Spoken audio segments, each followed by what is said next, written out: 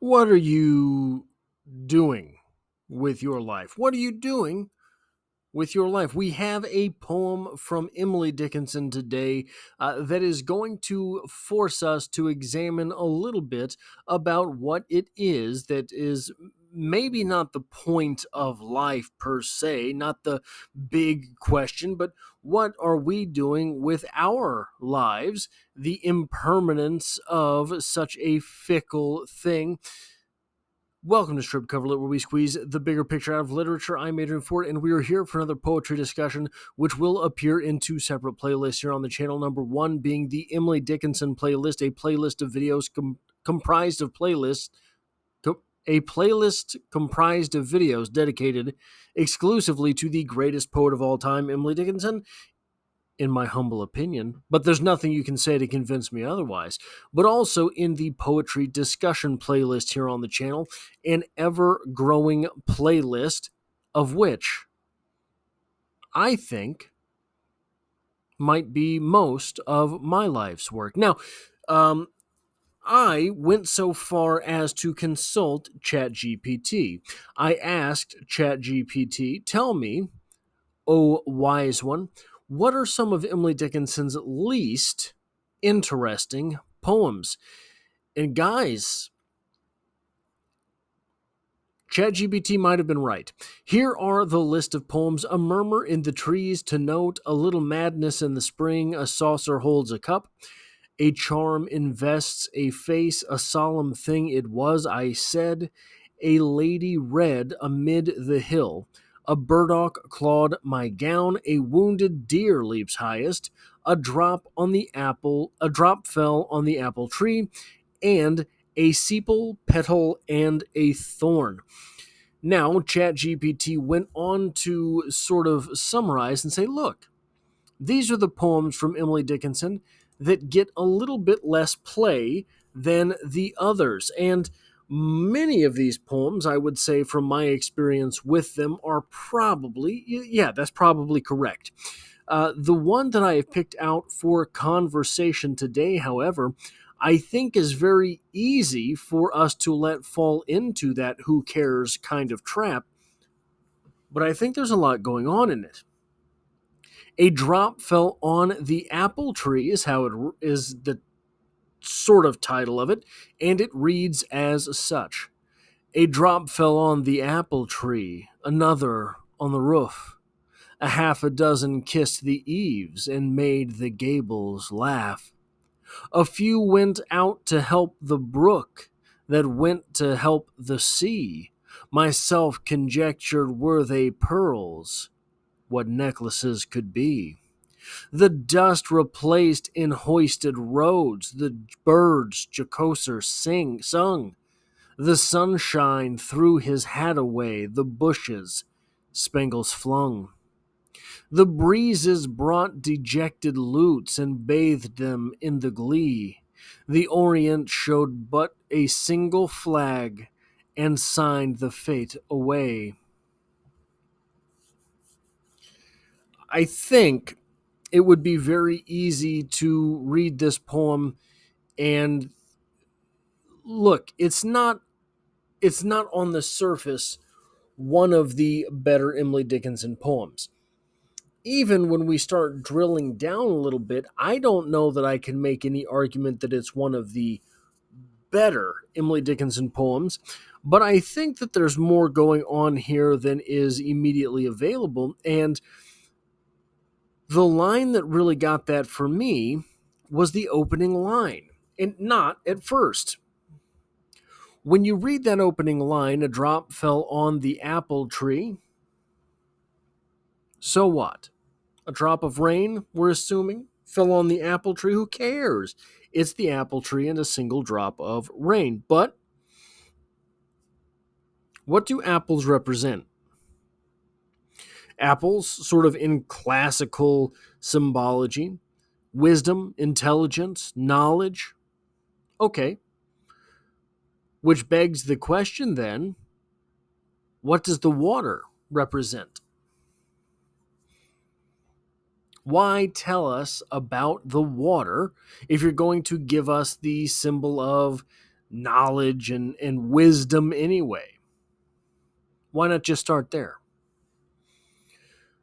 Well, the drops of rain, in my opinion, in this poem, they are you and me.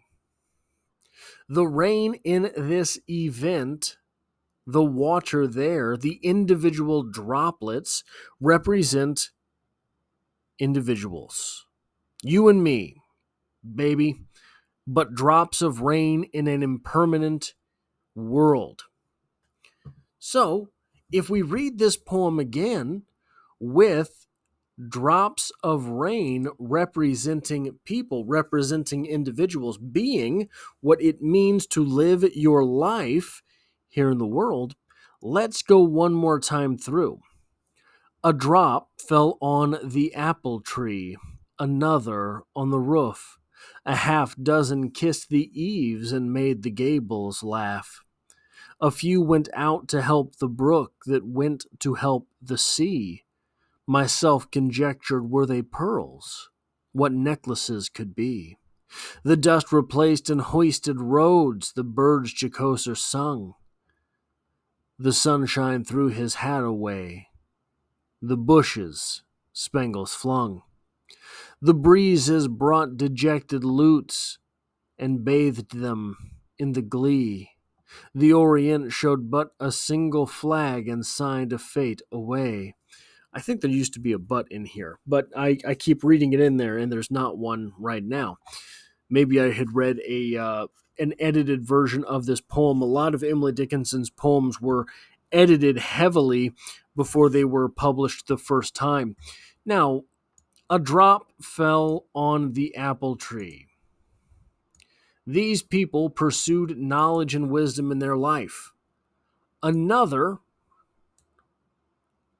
drop of water on the roof. The roof depends on how Midwestern you want to be. Another drop of rain on the roof. Another one of these individuals was a domestic individual, lived for the home. A half dozen kissed the eaves. Is this construction? Building the civilization in which we find ourselves? A few went out to help the brook, and that went to help the sea. Are these the individuals that find their livelihoods on the open waves? Myself conjectured were they pearls, what necklaces could be. We have here Emily Dickinson making the case that we're all going to live our lives, and impermanently so. What is this isn't the argument from Emily Dickinson here is not one of totality. It is an argument for movement, the progress of life. It is an argument saying a drop fell on the apple tree. It will not stay water on the apple. Another fell on the roof. It will not stay roof water. It will run away. All of it will run away. None of it will stay where it is. All of this water that represents individuals, these individual droplets of water, they go where they go. They just fall from the sky that way, right? That drop doesn't choose to land on the apple tree. It was destiny that it landed on the apple tree versus the one that landed on the roof. To some extent, our lives are this way. To some extent, we have a little bit more control than that. We are not careening through the sky. At some point, we are sentient beings which are responsible for our own actions.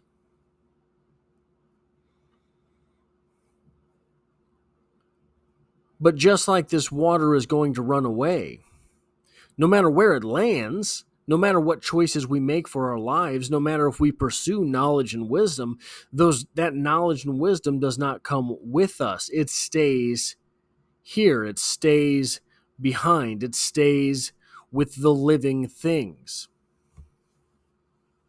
That's a pretty deep That is a pretty deep message for a poem that is one of the least talked about in the entirety of the Emily Dickinson canon. What are you doing with your life? And does it matter if everything is so impermanent?